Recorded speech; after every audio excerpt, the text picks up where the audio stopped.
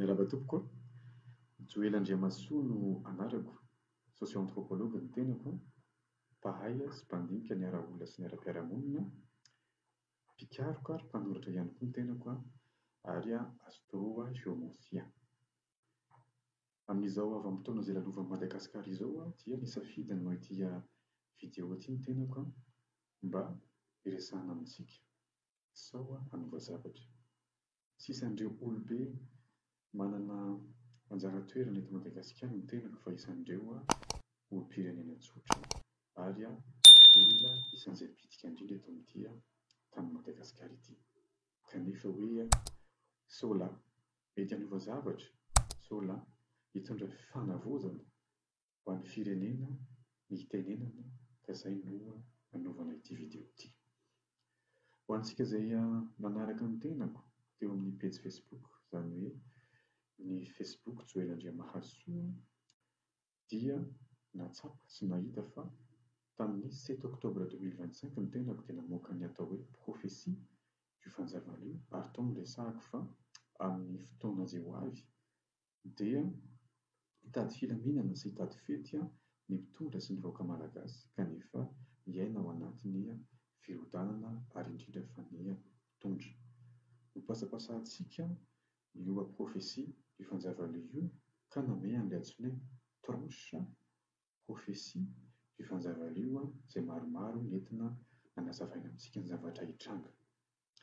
Ho antsika dia mety nahatadidy ity teniko ity hoe niteny teo amin'ny pejiko fa hoe hodora amin'ny adoro ny fitondrana misy ary hitolefika amin'ny asorotany.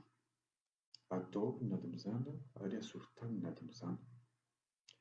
Ny adoro ny ady mizana sy ny asorotany ny ady mizana amin'ny daty grégoriana ho antsika izay tsy mahafantatra, satria anaram-bitana, anaran'andro malagasy ireo lazaiko ireo, dia ny adoro ny ady mizana dia 9 octobre 2025 ary ny asorotany ny ady mizana dia 13-14 2025, izay nirodanan'ny na hoe naharavan'ny repoblika io andro io. Tsy kisendrasendra izy io satria araka ny lazaiko dia hoe miditra ao anatin'ny fiafaran'ny sikla izay nangeja azy tao anatin'ny 17 taona Madagasikara amin'izao vanim-potoana izao. Sikla hoy aho, 17 taona hoy aho, satria ny 14 octobre 1958 no teraka ny repoblika amin'ny Madagasikara, amin'ny aram-bolana malagasy, anaran'andro malagasy, anaram-bitana malagasy io. Andro io dia ady mizana ny ady mizana, izany hoe ny herina izany ny ady mizana dia nirodana ny repoblika. Zava-dehibe io, ary ilay andro nirodanan'ny repoblika, naharavan'ny repoblika dia asorotany ny ady mizana. Zava-dehibe loatra izany ara-tandindona fa mety tsy takatsika.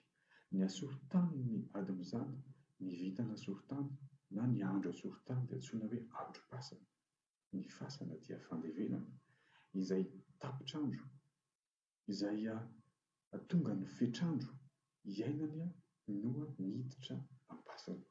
Izany hoe ara-tandindona izany io fotoana 14 octobre io 2025 io dia fotoanan'ny fandevenana ny zavatra lasa, izay fotoanan'ny fihavozana indray. Zava-dehibe io. Tsy tapitra hatreo nefa ny prophétie du fanjavanio araka ny lazaiko tamintsika fa mbola isika hiaina zavatra mafimafy kokoa, ary niteny tamintsika fa hoe amin'ny hasom-bola ny ady mizana, izany hoe amin'ny 18-19 octobre, izay hifanitsy izy io amin'ny andron'ny mety ho endrikendriky ny transition, satria ny 17 octobre no hanao fianianana ny filoham-panjakana amin'izao. Dia niteny tamintsika fa hoe amin'ny hasom-bola ny ady mizana dia hisy zavovory, ary amin'io zavovory io dia mety hitondra makany amin'ny mety ho ady sy fifandonana any amin'ny alakarabo, ny alakarabo, izany hoe amin'ny 23-24 octobre izany andro izany. Ka izay indrindra no iresahako amintsika eto hoe mila fahendrena be i Madagasikara amin'izao vanim-potoana izao. Satria eo anelanelan'ireo vanim-potoana niresahako ireo na ireo fotoana niresahako ireo dia misy trangan-javatra iseho any izay heverina fa hoe mety hitarika anio fivandonana amin'ny alakarabo na alakarabo io. Fotoana izao nisian'ny elanelam-panahy, fotoana izao ihany koa nisian'ny fahendrena, ka ny fomba fanao taloha izay niteraka ny kotana, niteraka ny fantrana, niteraka ny fanjanahana anatiny dia tsy tokony atao intsony fa tokony mandray lesona isika malagasy. Mandehandeha ny resaka eny amin'ny pejy Facebook eny amin'izao vanim-potoana izao fa hoe révolution sociale no ilay malagasy aro atao malagasy amin'izao fotoana izao. Izaho dia miteny amintsika fa diso izany, diso izany foto-kevitra izany. Tsy mila révolution sociale isika satria raha izay no ataontsika dia révolution ho baikoin'ny fanahy politika izy io, dia ny olona, ny mpitondra ihany no hisolo fa ny fomba fanao hijanona.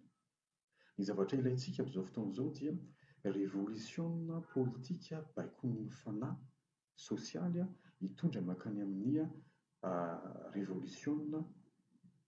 révolution systémique na ny révolution ara-drafitra. Izay no ilaintsika mba hanasiantsika sy hametrahantsika mpitondra mpanompo vahoaka fa tsy mpitondra mpanompo vahoaka ohatran'ny teo aloha nandritry ny izay fitambaim-polo-taona izay niainantsika, satria niaina tao anatin'ilay antsoina hoe néo-colonialisme isika fa tsy tena nahazo fanjanaha, tsy tena nahazo fahaleovantena feno. Izay ilay niresahako hoe fanjanahana anatiny ary io niteraka zava-doza be tamin'ny firenentsika.